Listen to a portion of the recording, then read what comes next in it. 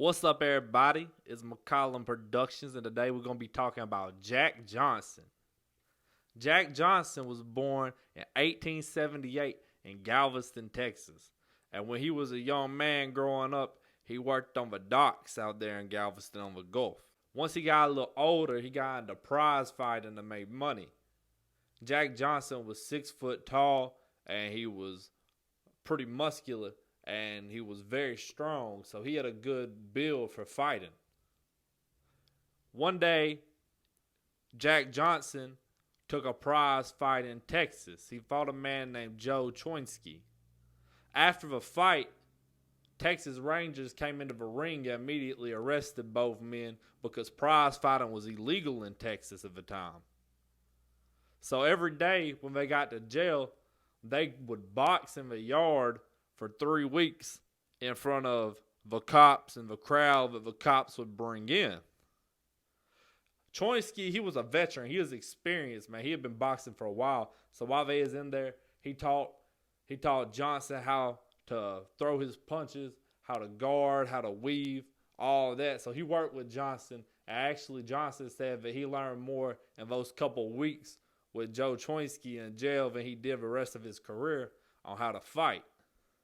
So after that, Johnson just started blowing through the ranks, man. He was beating all the black fighters.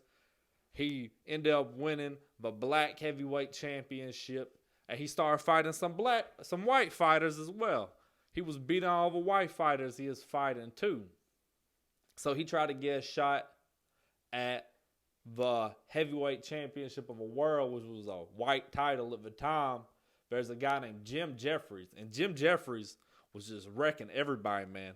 Jim Jeffries was knocking everybody out. He actually had like the fastest knockout of all time, or at the time. He had knocked the dude out in 50 seconds. And Jeffries refused to fight a black guy. He said there's no way he'd give a black man a shot at something like the World Heavyweight Championship. So Jack Johnson never got the chance to fight Jim Jeffries. But Johnson was destroying everybody else. Johnson was making a lot of money fighting too. A lot of people was wanting to see Johnson fight because they was amazed that this black man could come in and beat all these white fighters who they saw as so much more superior. But it made people hate him, but made a lot of people love him as well. But Johnson, he was a real cocky dude, so he wasn't shy, he wasn't timid. After fights, they would threaten him. People would come in the ring with guns, stuff like that. After fights, he would be in danger, but it didn't bother him. He was cocky. He talked a lot of trash. He dated a lot of white women in public. He would take white women out and stuff, but that was very frowned upon at the time. People would get killed behind that all the time, but he still did it. He was actually married to 3 white women. He had gold teeth. He wore fancy clothes. He drove fast cars. He was really living that life, and he was being as flashy as he could with it because he didn't want to let people try and intimidate him, or he didn't want to be meek just to get white people's approval at the time because he felt like they want him to be humble and quiet and just get in the ring and fight and just keep quiet other than that. But he wasn't going for it. That wasn't what he wanted. So after destroying all of these black opponents and white opponents, he actually got a chance in Australia to fight the world heavyweight champion, Tommy Burns. Now, what had happened was Jim Jeffries was the champion, but Jim Jeffries beat everybody but Jack Johnson. So Jim Jeffries, he actually retired, and they had like a fight for the championship after that, and whoever won it lost to Tommy Burns. And Tommy Burns was the champion, and he was the first champion to agree to defend it against a black opponent. So him and Jack Johnson, they fought in Australia, and in the 14th round in 1908 in this fight, he got knocked out by Jack Johnson. So Jack Johnson defended his title multiple times, and he beat all the number 1 contenders and stuff. And then fans started becoming angry, white fans of boxing, because he was destroying all these white people. And so they started wanting Jim Jeffries to come out of retirement because at this time Jim Jeffries was farming in California and he had been retired for 6 years. So they started telling Jim Jeffries, like, man, you got to come back. They actually started calling Jim Jeffries the Great White Hope because they thought that he was going to be what showed the white race was superior. He was going to come back and destroy Johnson. So after a lot of time of trying to get him to come out of retirement, he was actually offered a purse, the purse for the fight. If you won, you would get $40,000 or the equivalent of like, I think it said $1,075,000 in today's money. But also, he had signed a contract with an agent that paid him a lot of money just to come out of retirement. So he was going to make millions to come out of retirement. And so he did. It took a lot because he had a successful farm in California. He didn't want to fight Johnson for real. But he comes out of retirement after Johnson and his brother actually fought. And Johnson beat his brother just brutally. Jeffries' brother was nowhere near the caliber of fighter that Jim Jeffries was. He got in the ring with Johnson and he got destroyed. So they fought in Reno, Nevada. And in this fight, Johnson was beating Jeffries in the 15th round. They threw in the towel. So Johnson wins this fight. The Great White Hope, he's defeated. So now people are mad. So actually, there were a lot of celebrations by blacks throughout the countries, and white people rioted and stuff because the Great White Hope lost, and people were lynched. There were riots, like I said, but moving forward, Johnson fought the middleweight champion of the world named Stanley Ketchel. And Johnson and Ketchel was actually friends. So they agreed like, okay, let's go to at least the 12th round of this fight. Because if we do, more people will go to the cinema or the theater and go watch this. And we'll make some money off of it. Because they was getting so much of the theaters that played as earnings. So they decided to make it last at least 12 rounds. So Johnson, he was a lot larger guy. He was a heavyweight. Ketchel was a middleweight, so he was going easier on Ketchel. And once they got to the 12th round, they were still supposed to be just going at an easy pace. Ketchel swung as hard as he could and took like a cheap shot kind of at Johnson because, you know, they was pretty much faking their way through to the 12th round just to get time in so they can make money off of these theater royalties and stuff. So Ketchel, he swung and he hit Johnson and actually knocked Johnson down.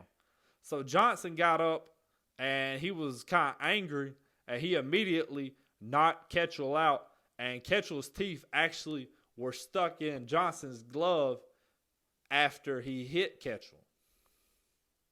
A little while after this fight happened, Johnson was having an affair with a secretary and he was actually found guilty of transporting a woman across lines for immoral purposes, which was their way of saying pretty much he was going to Atlantic City, I think is the destination they was going to, with his secretary who was a white woman, and that was their way of convicting him of being with a white woman. So they used the Mann Act to indict him, and he skipped out on his bail, and he snuck out of the country with a Negro League team. He dressed up in a baseball uniform. He figured they wasn't going to notice the difference between one big black dude who plays baseball and a big black dude who was a boxer. They figured they wouldn't notice who he was at where they was leaving out of the country at.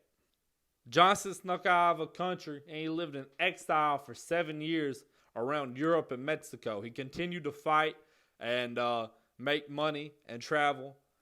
But eventually, him and a man named Jess Willard, who was a big dude from Kansas. He was 6'7", and him and Jess Willard ended up fighting in Havana, Cuba. And when they fought, Johnson was a lot older. Jess Willard was training a lot. Jess Willard was training a whole lot. And Johnson wasn't training at all. It's kind of like a Mike Tyson, Buster Douglas situation. And Johnson came into it. He was real cocky. And Johnson, when they came out, he was winning all the early rounds. But he hadn't been doing any road work. He hadn't been doing much training at all. He hadn't done any cardio. So it was 105 degrees out there, and Johnson started getting tired. So in the 20th round, he got knocked out by Jess Willard. After that happened, Johnson went and he came back to the U.S. and met the marshals at the border, and he turned himself in. He was sent to Leavenworth. He actually boxed while he was in Leavenworth, and he had a year-long sentence to serve.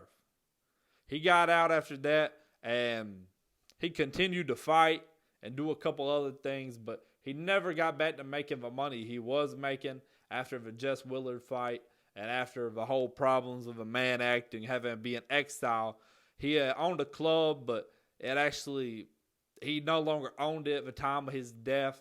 And on June 10th, 1946, he was in Franklinton, North Carolina, and he went to a diner with two of his friends, and they refused to serve him because they was black. So they had left the diner, and Jack Johnson, he was angry, but he liked fast cars. Like I said, he liked to drive fast. He was angry, so he was driving like he was angry. He was driving fast. He was driving reckless. And they actually got in a wreck down the street, and his two passengers survived, but Johnson was killed. And that was how this life came to an end for him, was driving fast, which was always one of his favorite things to do. He liked clothes, he liked driving fast, but he died in this car wreck. So Jack Johnson is arguably like one of the greatest boxers of all time. And he was the most famous black man in America at the time of the prime of his career. This is McCollum Productions. Like, comment, and subscribe.